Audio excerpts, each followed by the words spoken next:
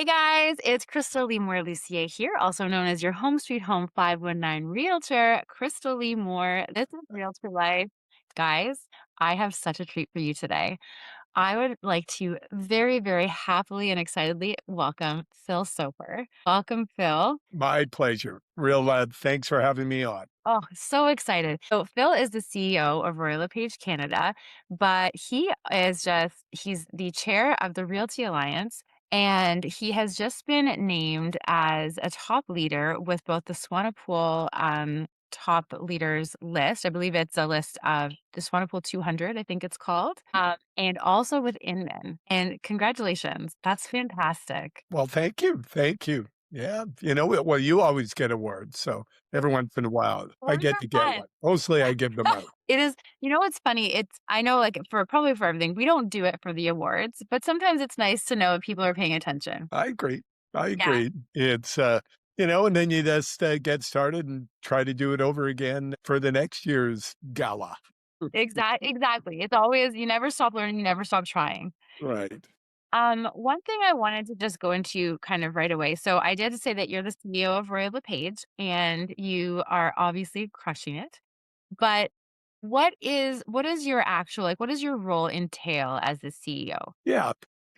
Running a business, whether you're running a real estate practice, a real estate team, a brokerage, Apple, or a big real estate company like Royal LePage, it involves many of the same things. You need to build a team you can trust, who are loyal and have the skills to do their various roles.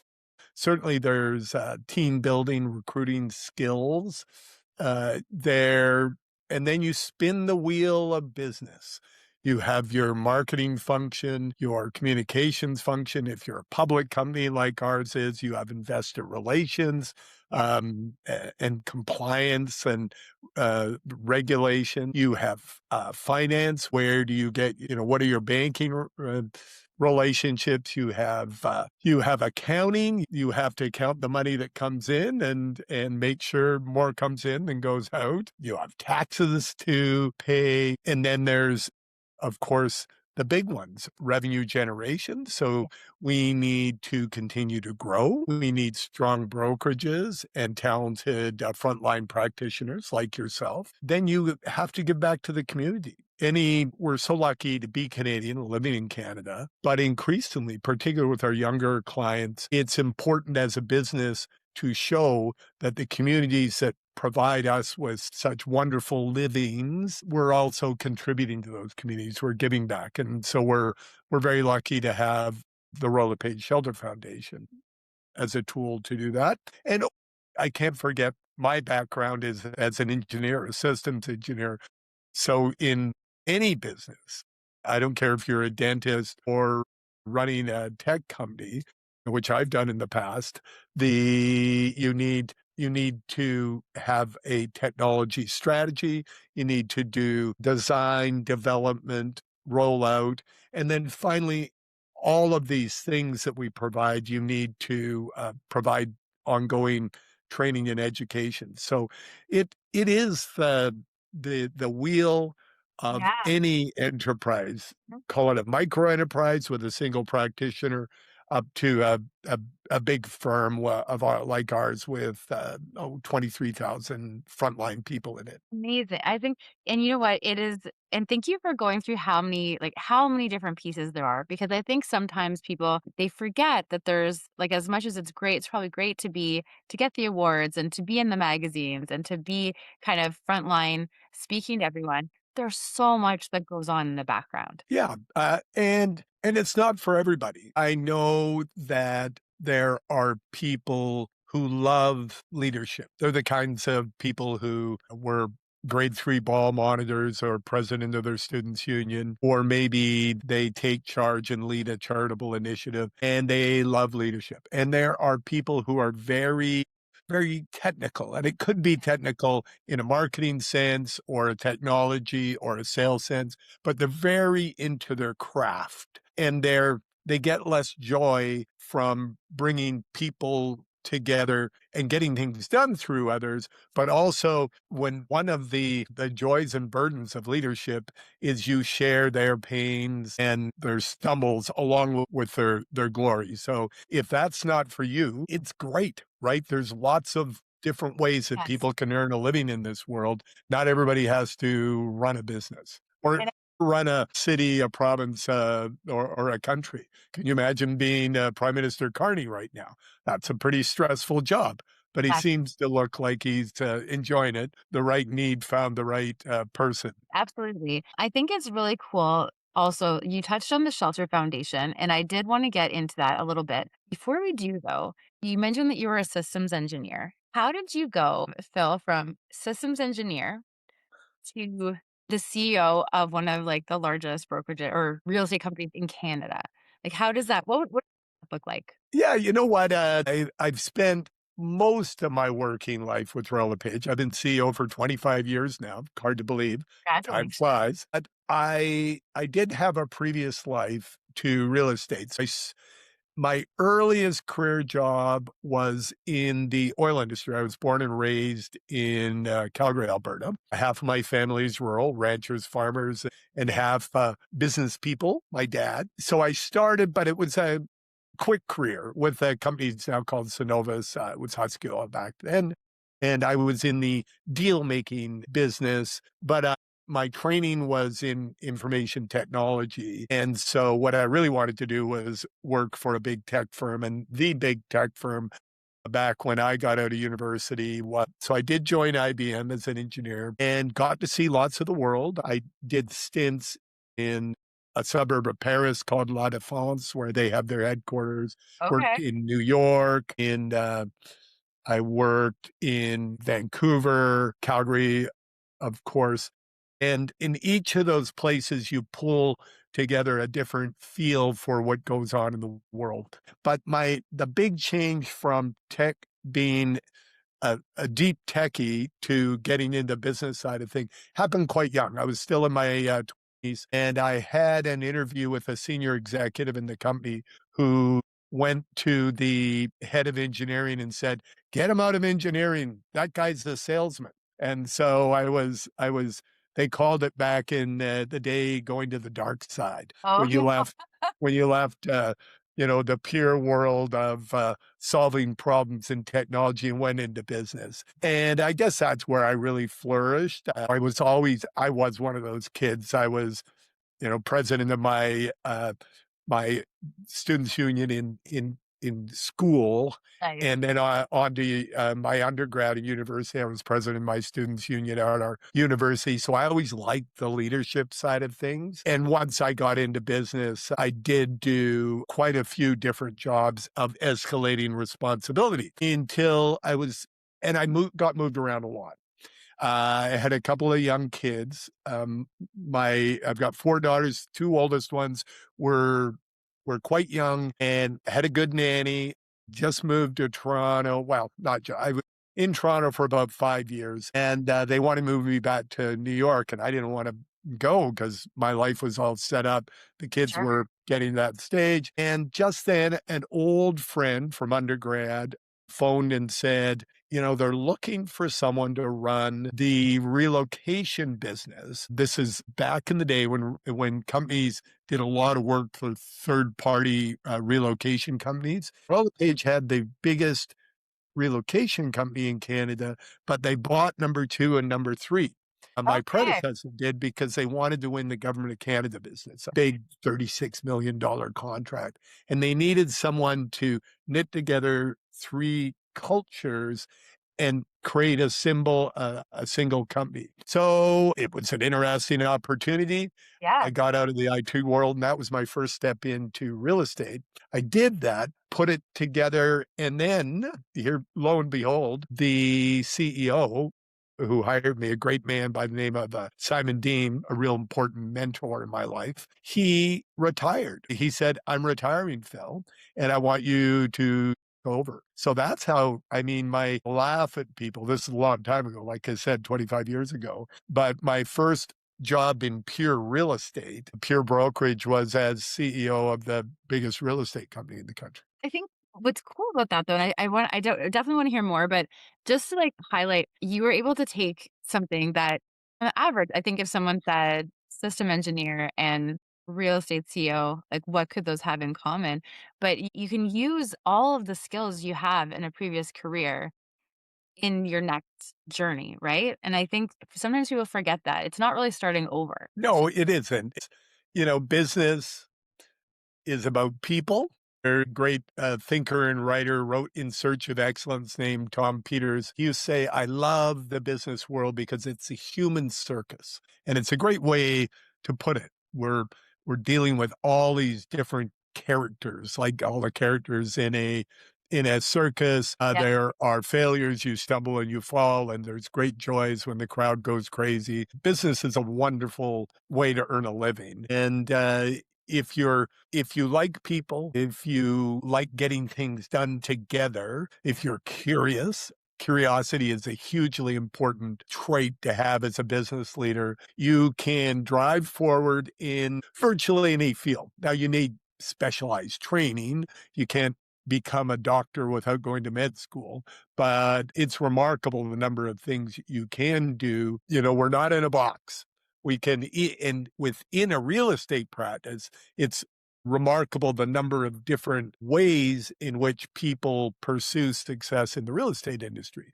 You get condo specialists, people who specialize in in retirement Yeah. residences. We've got verticals in that space. You get commercial realtors who love to be project managers on bringing together city planning and money Yes. and business that needs some kind of commercial space.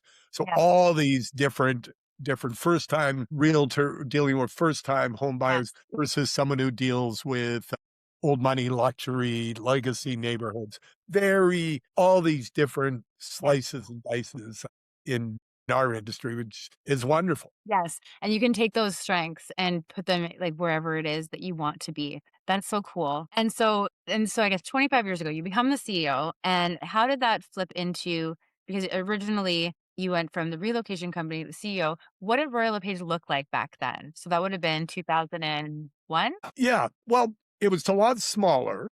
I Okay. mean, we've grown in agent count overall by about 3 times since that time. So we were around 8,000 people back then. Still a very big company, Yeah. but nowhere near as large as we are now. We've grown in different ways as well. So, for example, in Quebec, we run 3 companies. We've got our big one is Royal LePage, but we also have a company called Proprio Direct and one called Le Capital, or Via Capital. Sorry, we changed the name many years ago.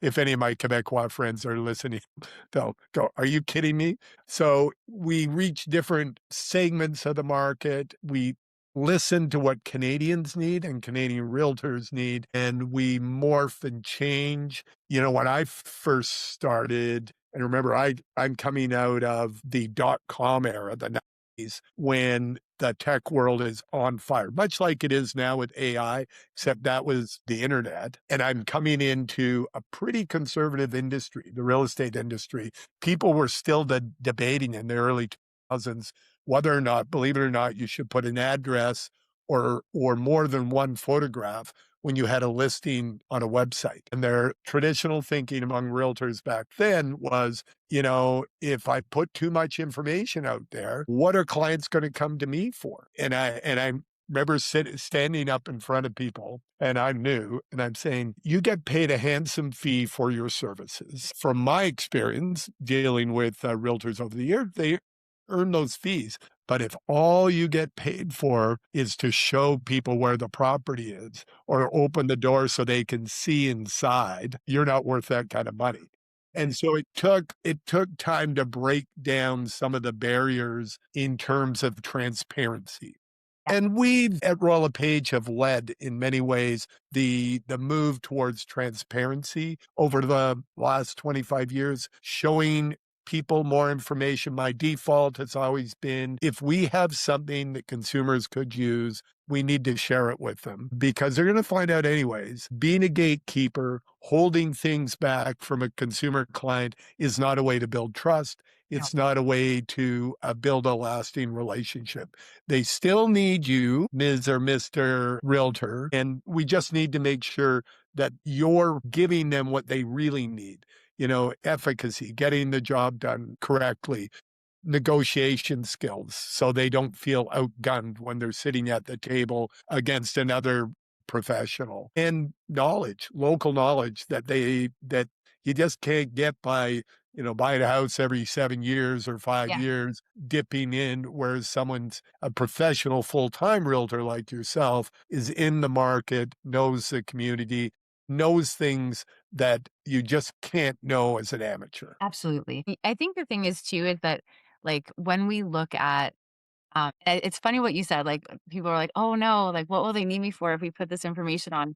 I think for the longest time, there was that gatekeeper mentality, and then as we go, though, I think it's funny to hear the fears of the past. Like, there was something, and I don't remember where it was, but they put it up about it was a little news article or a news video about what people were saying about the interest rates when they were, like, 12%. And it was exactly what people were saying now. Yeah, no, it's true. It's like the challenges we have with America and American companies right now, making our lives here in Canada more challenging.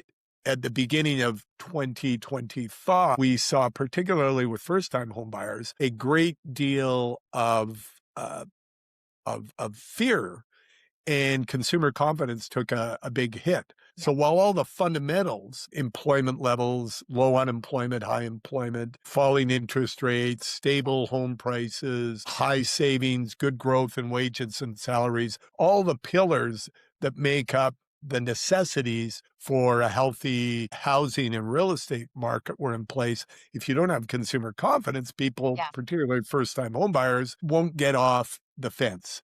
They hang back. But then what happens is the new normal arrives. People, they adapt. And a year into Trump 2.0, um, America is a very different place than it used to be. And people's attitudes towards America and American companies, of course, are completely different in Canada now. But their confidence in what is essentially a domestic industry, the real estate industry, is returning despite the continued no's. This morning, last night, it was the US president attacking our airline industry. So there'll be yeah. something day after Something day. all yeah, People are able to tune it out. And part of it is just the laws and the structural nature of our industry and 2026. I hear realtors trumpeting that they've got global connections, and I I smile to myself because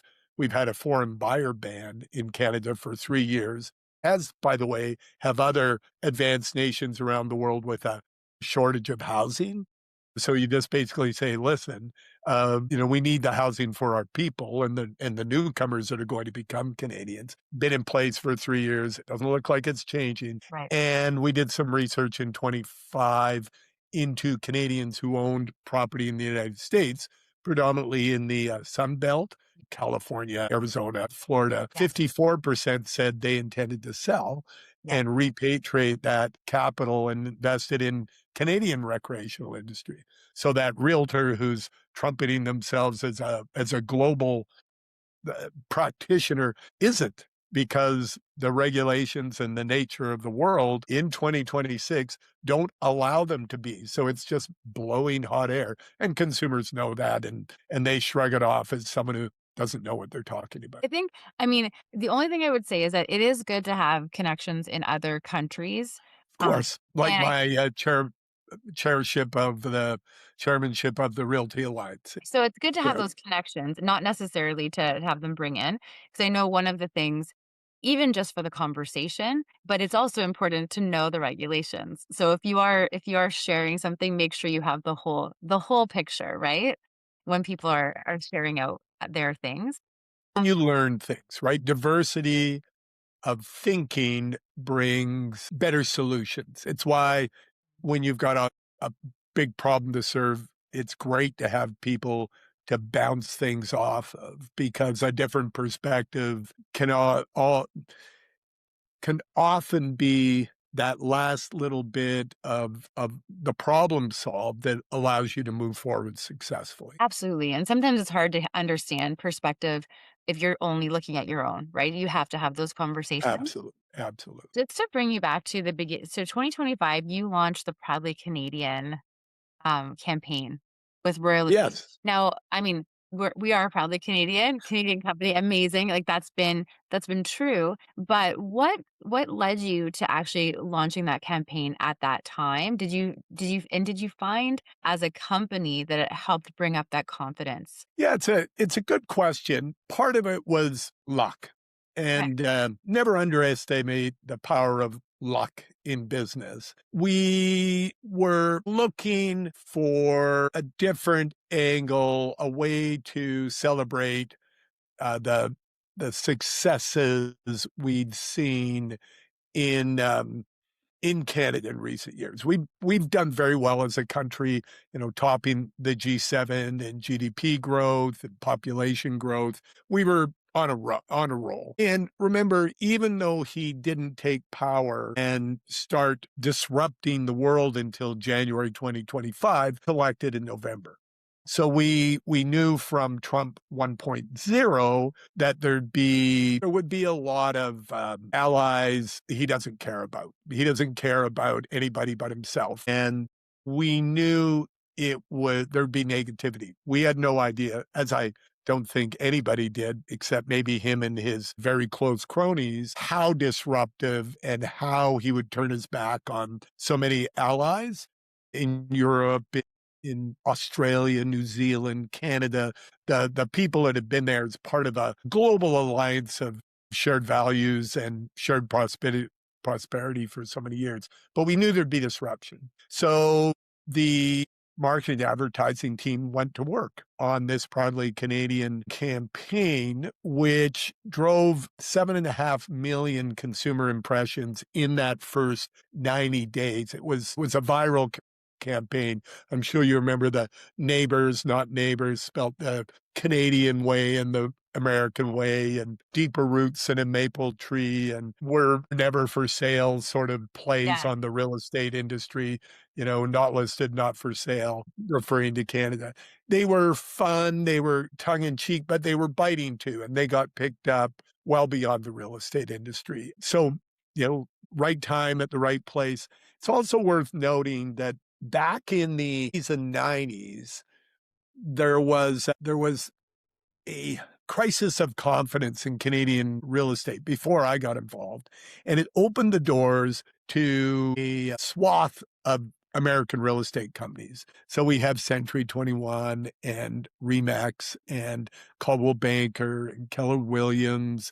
These are all American firms, and it got cool to associate yourself with an American firm. And there was also the border before 9/11 was more porous. It was go to the US with a driver's license back then. And our integration culturally was a lot higher. There was also the brain drain. I ran a big services consulting business in the IT industry back then. And one of my challenges was that you'd hire talented architects or programmers or business analysts, and they'd get hired away by American firms, and people like to go to the US to work. And we've had a reverse brain drain in recent years over safety and security concerns in the United States, where more people are flowing to our universities from American universities, where it used to be the opposite. We had this rise in the number of these American real estate firms, and it really didn't normalize and flatten out until the 2000s. And it was after 9/11 that Canadian real estate firms, we principally were the oldest and largest, but there were others, right, that bloomed, a lot of independent, smaller Canadian real estate firms, and you saw the growth of many of the American real estate brands start to wane. And in 2025, there was a big change, for our firm. 1,000 over the last 12 months, 1,000 agents have come over when brokerages have realigned themselves with Canada's real estate companies. Yes. Businesses that used to be with an American firm had decided that their clients, it would give them an advantage if their clients saw them working for a Canadian firm. So Yeah. timing and there's a lot of good realtors and good people working for American firms, but I like to see the jobs in Canada. I like to see developing jobs, not just for realtors, but for the marketing professionals, for the IT professionals, for the finance professionals. To run a big company, all those jobs are in places like Denver or New Jersey or Texas, Yes. um, for those American firms. Whereas in the Canadian companies, they're here, they're in Vancouver, in Calgary, Montreal, Toronto. Yeah. Yeah, it's Canada pride and it came at Absolutely. a good time. Absolutely. I will say, so I recently started coaching with the Kathleen Black team. And it was really nice to go to a little conference with some top producers. And I think three of them had just switched over to Royal LePage from other brands, Yes, and nice. it's so nice because, I mean, we all network together regardless of the company, but it's really nice to know, like, someone has also, like, seen the light, so to say, and come on in, because it is such a, like, the values are so important, which leads me to the Shelter Foundation. Yeah, So you mentioned it earlier. Can you share a little bit about what it is? And then I'd like to kind of highlight your role with the Shelter Foundation and something I think is very unique among leaders. So maybe just complete. start with, what is the Shelter Foundation? Right. So the Royal LePage Shelter Foundation, which was founded like 26 years ago, based on so right before I came in, the head of marketing back then was charged with deciding what the company would do with our social philanthropic efforts. Because, like most real estate companies, it was scattered all over the place. And so she went out to the network and with some options. I think there were 3 options. And the goals were, let's choose something, there's lots of kids charities, lots of health charities, um, uh, and many of them are American, right? So they're a Canadian branch office of an big American charity.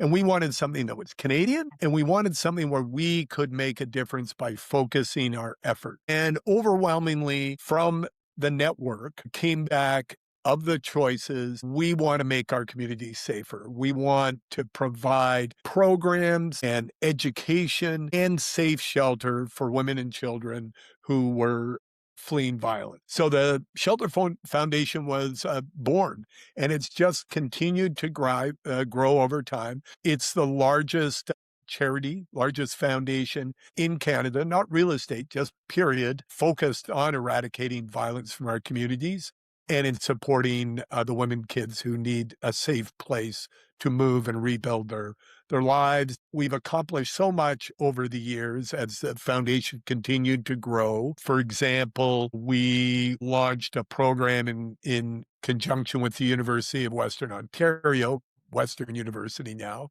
my alma mater, was something called the fourth R back then. So the old nursery rhyme, reading, writing, arithmetic, and the fourth R was relationships. And this brilliant professor who was studying violence said, if we could just get to young people at the pivotal age where they're going through puberty and we could teach them about appropriate and inappropriate relationships, we can Yes. make a difference. So we were able to get seed programs. We gave them over $1 million to get going, and the foundation was a lot smaller than then. So it was a big risk back in the day. And they were able to show through research that if they went in, and they had to do it subtly, it was done through grade 8 English.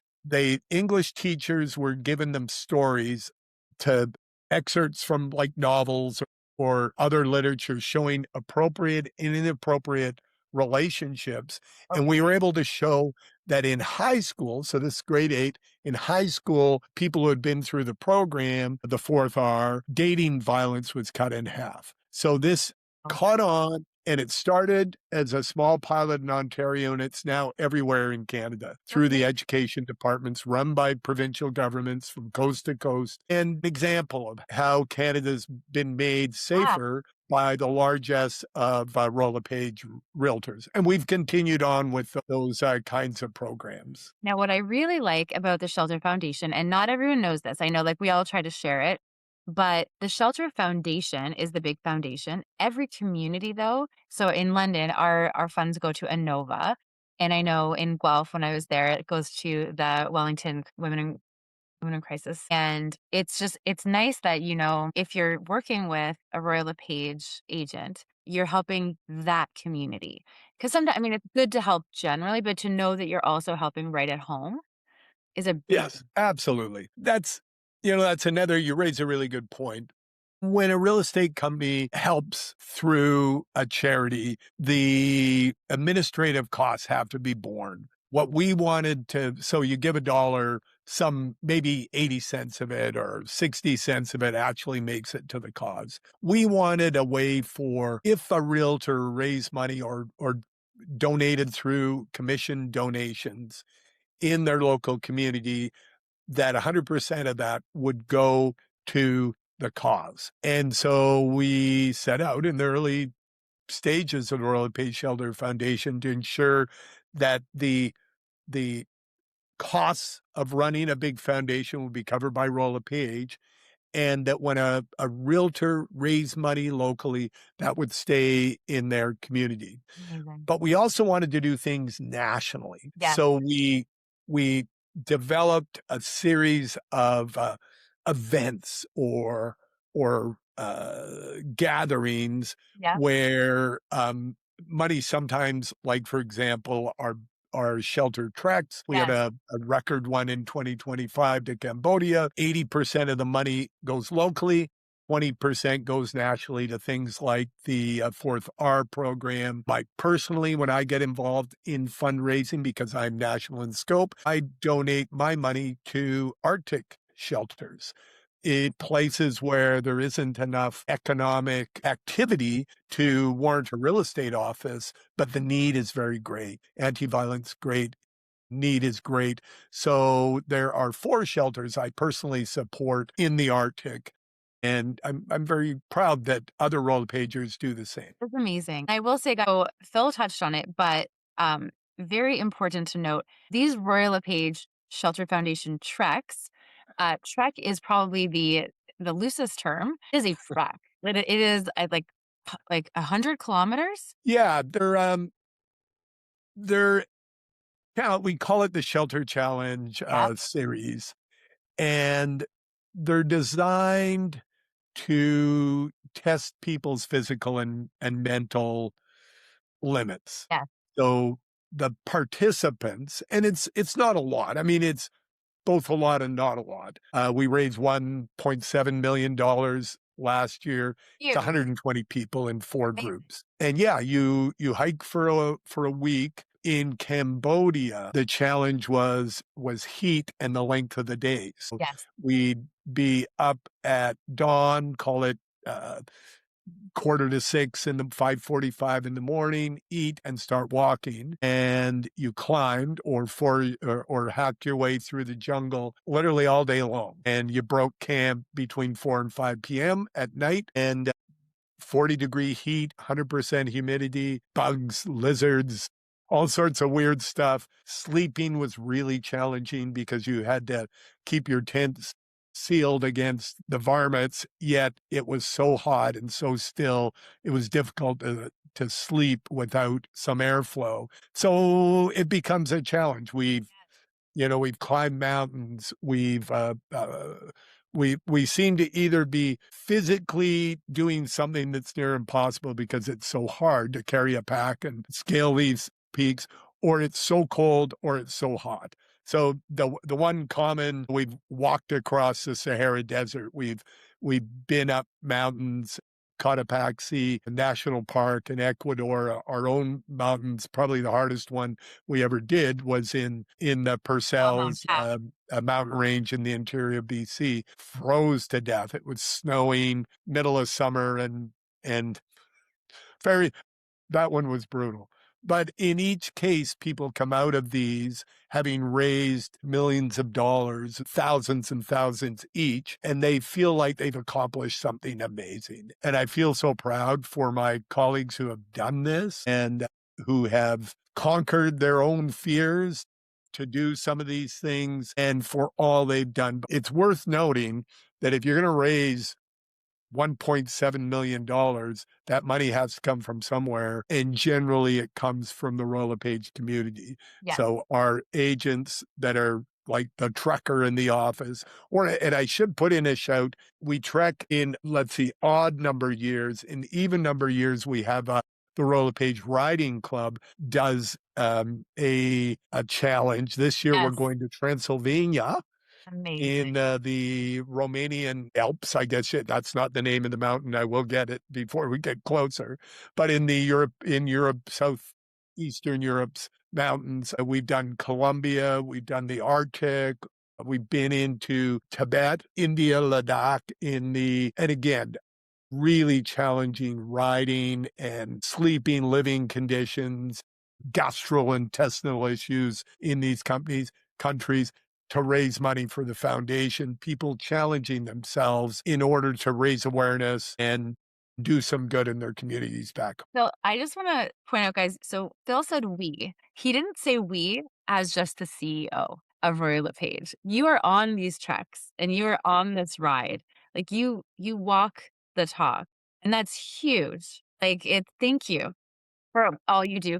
But like it's not as though Phil is the leader who's like, okay, guys, good job. I'll see you when you get back. Like you're right in there with everyone. And that's an amazing piece of leadership. Well, thank you. Labor of love, but I do believe leaders need to show up. They need to be there. Regardless, it could be, we've had wonderful Rolla Pagers who do all sorts of different kinds of fundraising like cooking classes. Find the joy in learning how to cook a new cuisine and go to the cooking class, raise some money for the foundation, get together with your colleagues to celebrate what you're doing for the community, but also, you're learning in a different kind of challenge. It's yes, I will say I'm a big donor to the Shelter Foundation. I've You not are. yet done Thank a you for trek. that. My absolute pleasure. It's honestly, it's I love supporting. I haven't yet made the jump to the actual trekking. But Well, maybe you are fit. You dance your way across those deserts and up through those jungles and up those mountains. you know what? Every time it comes up, I almost apply and then I end up just donating to my colleagues. Um, we'll see. Maybe we're not making an announcement right now, but we'll see when the next one comes if I sign up. Okay, so this is going really fast. So I'm going to say, Phil, if you could give some takeaways, some advice to aspiring leaders or people in business, what would you say are a few things that, I mean, you've really touched on some great things like the importance of curiosity and flexibility showing up. But what would you say, in addition to that, are some things that are great things to have in your tool belt as an entrepreneur or a leader? In addition to the things we've touched on, I think that professionals need to embrace continuous learning. It's so gratifying. I'll see at one of our conferences, we'll have a breakout session, something like Young Guns, where young, successful practitioners are on a panel sharing the way they approach their practice.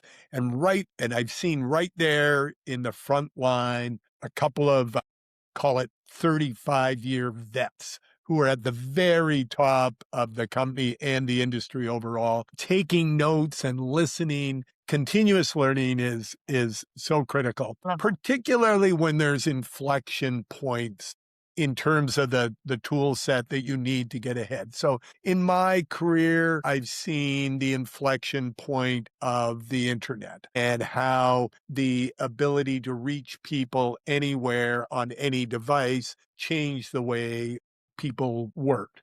I saw the inflection point of the introduction of social networks so that people could form communities with their clients, with each other, with like-minded individuals Yes. focused on giving through social networks. Again, that took a shift in mindset, a transparency into your professional life that, you think about a podcast, people are looking right into Krystal's personal life and what she does in a way that a lot of people would have been uncomfortable with before social. But Yeah. the good ones, regardless of age, got on board. And now we're seeing the same with artificial intelligence, which smart software, learning software, it is just a machine, but it's a machine that allows you to operate as a professional in ways that weren't possible before. Human assistants are amazing and they give you so much more than a machine ever could. Yeah. They're not available at 2 o'clock in the morning No. if you really have to get something off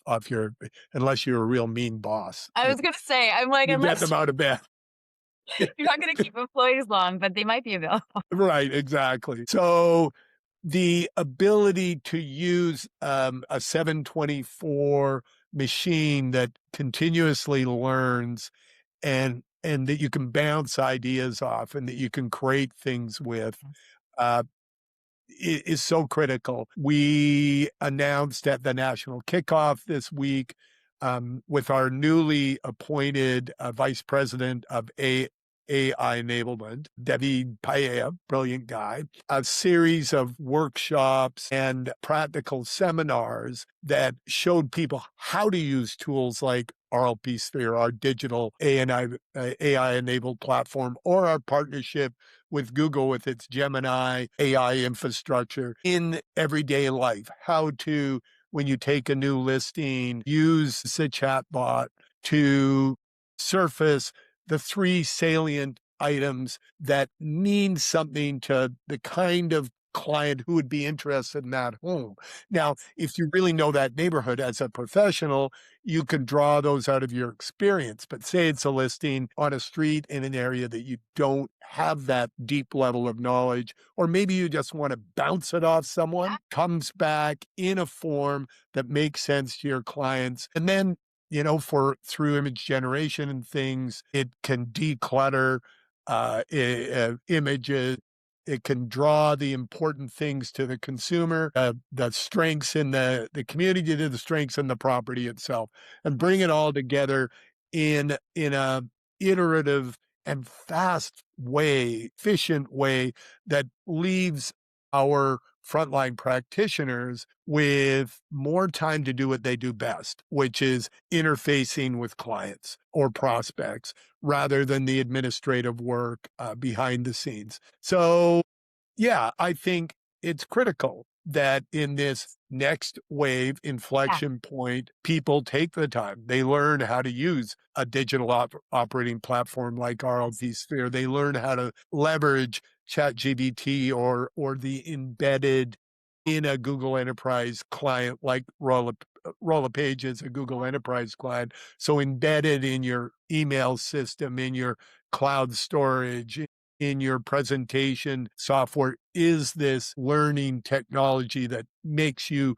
productive in everything you do in the day, during your day. Amazing. So basically, yeah. So I mean, the constant learning and then staying current, right? So don't think that you like if you aren't going to pay attention, things are moving fast. So you'll be left behind, guys. But luckily, we're in an age when there's so much available learning, and especially with like RLP Sphere and the trainings and I mean, YouTube is a plethora of knowledge, but it's really great. So Phil, thank you so much. If someone wants to get in touch with either you or wants to get more involved with Royal LePage, what is your suggestion? Well, I mean, if you're a consumer client and you want to reach out to a Royal LePager, the best place to go is royallepage.ca, the most feature-rich portal in the country for to just learn things and get put in touch with a professional like yourself, a young real estate agent looking to start a career. Again, reaching out to the leadership of one of our hundreds of brokerages. We're in every nook and cranny of the country. So there'll be someone near a leader, a manager to talk to. If you're part of the flock, part of the Royal LePage community, and you have questions or ideas or just something you want to share, the easiest is probably still through email. Send a email to leadership@royallepage.ca, which goes to our senior leadership team, or president@royallepage.ca, which goes to me. So there are lots of different ways to reach out. Social is good too, right? If you're within the company, you should be a member of RLP Nation Yes. on Facebook, or we have very active accounts on Instagram, LinkedIn, etc. Socials good as well. That's the nice thing about a contemporary, big with it business like ours is there is no excuse for not getting in touch because there's so many 100%. different ways to do so. Absolutely. Phil, thank you so much for sharing this time with me. Well, And my pleasure. It's been the conversation has flowed so easily, yes. and you're a great host. And I Yeah. wish you all the success with your personal practice in 2026 and this Thank you. platform for sharing your ideas with interesting people. Good for you to do it. Thank you so much, Phil. I really appreciate you. And thanks for joining us. Guys, thank you for listening. Again, this is Krystal Lee Lucier, also known as your Home Sweet Home 519 Realtor, Krystal Lee Moore with Realtor Life. Thank you. And we will see you next time. Thanks, Phil. Bye bye. Take care.